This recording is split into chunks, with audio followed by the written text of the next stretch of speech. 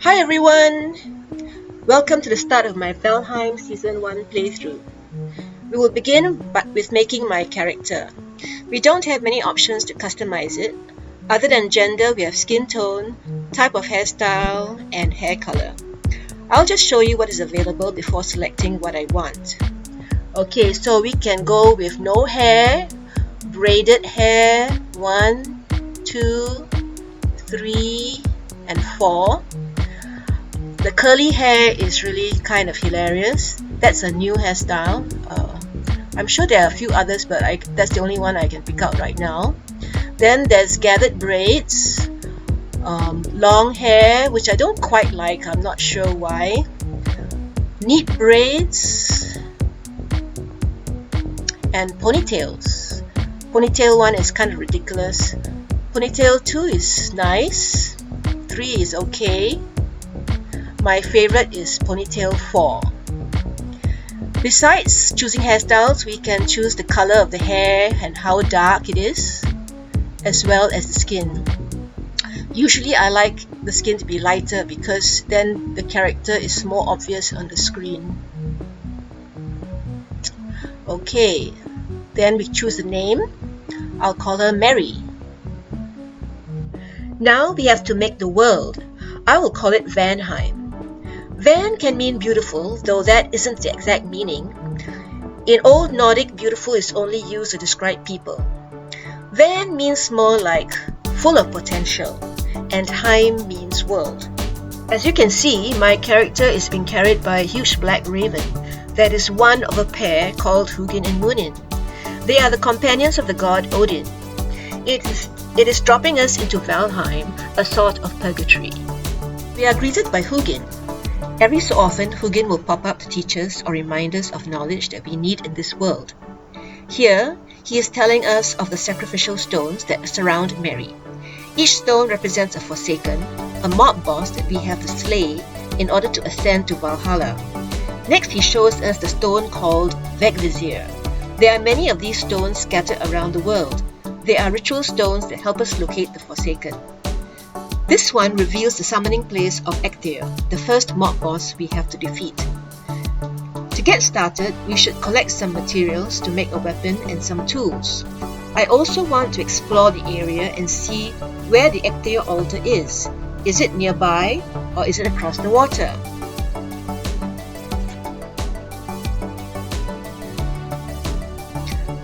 Raspberries. Great, let's gather some. This will be our first food item. Raspberries give us 7 health and 20 stamina and last for about 10 minutes. Different foods give us different health and stamina points. I will mark this spot on my map. Now press M to open the map, then select an icon. I prefer the dot icon, and then give it a name. I will call it R3 for 3 raspberries. If we look at the map again, you will see that the Ectir summoning altar is likely across the water. We will need to see whether we can get across on foot. If we can't, we will need to make a raft. There's a boar. Great! Just what I need. Boars drop meat and leather scraps. I could use the scraps to make pants. I'm lacking in that department right now. And of course, the meat would be useful. I'll need a weapon to kill it. Let's make a club. I only need 6 wood to make it.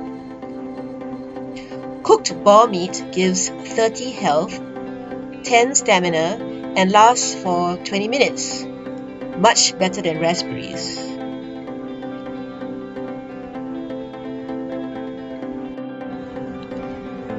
If I can get some necktails, that would be fantastic. Necktails, nice. Grilled necktail is the 3rd best food after deer meat and boar meat at this level. It gives 25 health, 8 stamina, and lasts for 20 minutes. Okay, time to make a stone axe. I prefer the flint axe, but we actually need the workbench to make the flint axe, so the stone axe will have to do for now. However, As soon as you can, you should switch to the flint axe. The stone axe takes forever to chop trees, so I usually limit it to saplings or decaying tree trunks on the ground. That's enough wood, I think. In order to start building and repairing, I'll need the workbench. For that, I'll make the hammer.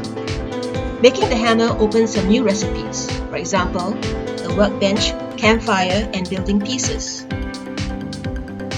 Let's wait for daylight to begin building. Right-click to open the crafting menu of the hammer. Now this means you can't block mob attacks while the hammer is equipped. So have your weapon ready in one of the slots of the hotbar at the top of the screen.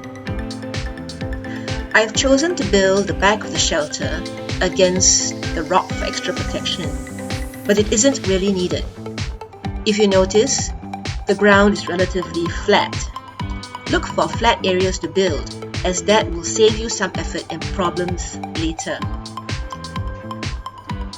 I'm making this hut relatively small, but I may expand as my needs change. You could probably build it even smaller. It depends on what you want to use it for. I intend to use it to store a chest of spare materials and food, the workbench for crafting and repairs, and a fire with cooking stations for preparing food. At some point, your character will get killed. And if you haven't made a bed and claimed it, you will respawn at the stones.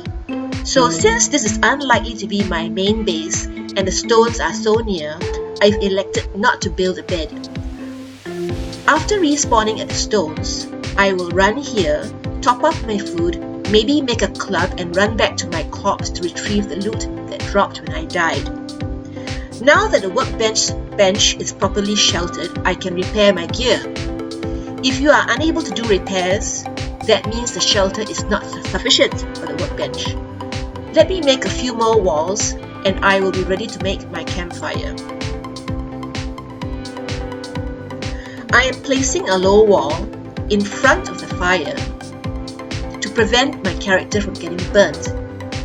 This happens quite easily. I will remove this wall once I am ready to place the cooking stations. Next, I must ensure the smoke can escape the building, or my character may suffocate and drop dead. I'll build a tall chimney for this. Then, I extend the roof to cover all the tiles of the house, yet allow the smoke to escape.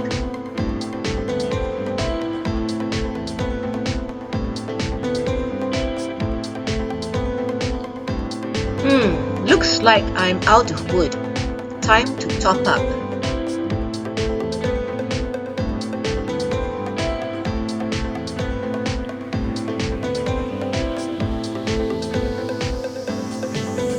I'm finally going to make my flint axe, a flint spear, and a hoe.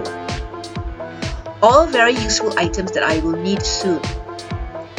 The flint spear is best against Ecthair at this level when combined with a shield, and the hoe will help me in flattening and raising the ground. Frankly, I should have made a flint axe sooner, but there is no one way to play this game. Next, I need a chest to store my food and other materials. You will probably need 2 chests. Now that the chest is made, you should unload what you don't need to carry around into the chest to free up space.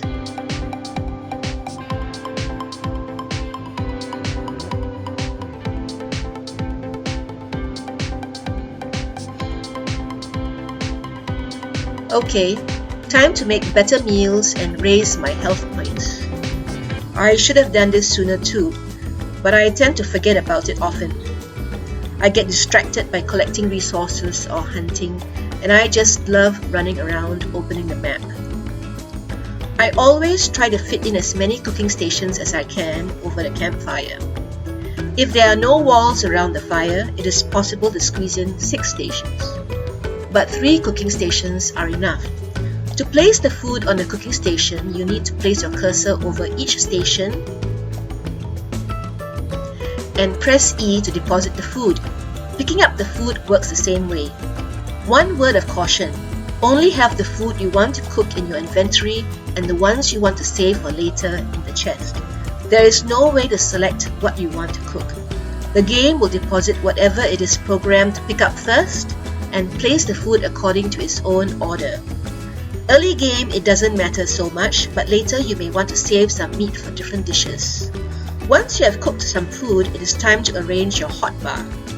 I like to place my food in slots 6, 7 and 8. My weapon goes into slot 1 and the shield in slot 2. I reserve slots 3, 4 and 5 for my tools and bow. As I have not made the shield and bow yet, I will place them later. Okay, I'd better make my pants and equip them before I do any exploring. I'll unload what I don't need to carry, so I'll have space to pick up new stuff. If you don't have space to store everything, you can throw less important stuff on the ground. They will not vanish, and you can pick them up again when needed. It's time to try and locate the Ectare altar. I'm going to see if we can find a way to cross the water or go around. As you can see, Merri is on the tip of a peninsula and Ectare is across the water. Let's run to that rock in the water to the north.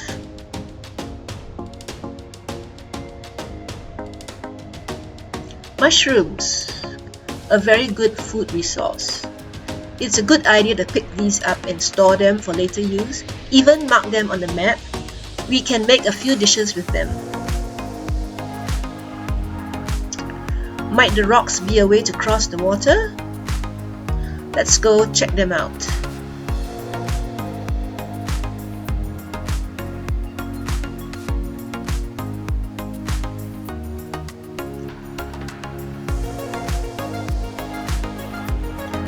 I can't climb up. Let's see how far they go.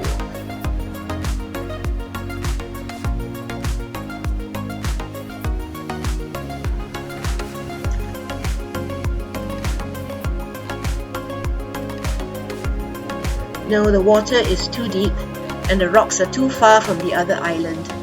Looks like I need to build a raft. We can swim in Valheim, but beware, that means you can drown. Always make sure you have enough health points and stamina before you start swimming. Silly me, I forgot to get Merri to eat. Another small island to the east. I want to check that out first. I wonder if I'll find anything.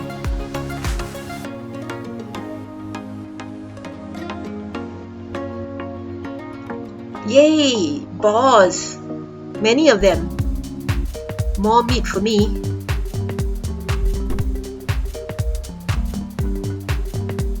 Cool. Many raspberries too.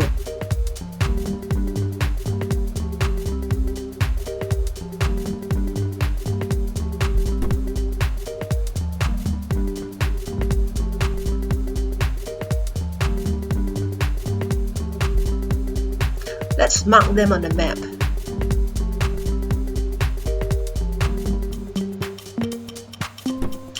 Lucky I decided to come here.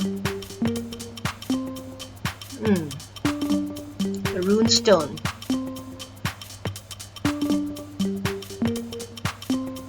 Oh wow, I hit the jackpot! A 1-star ball. This changes my plans. Let's see if I can get it back. Oh, the sun's going down. That means mobs like the Greylings will be out and about. Don't want them to kill my pig. I'll stop here for today, everyone. Thanks so much for spending this time with me. Cheers to all of you who stayed to the end of this video. Don't forget to give me a like and subscribe. See you all in my next video. Bye everyone!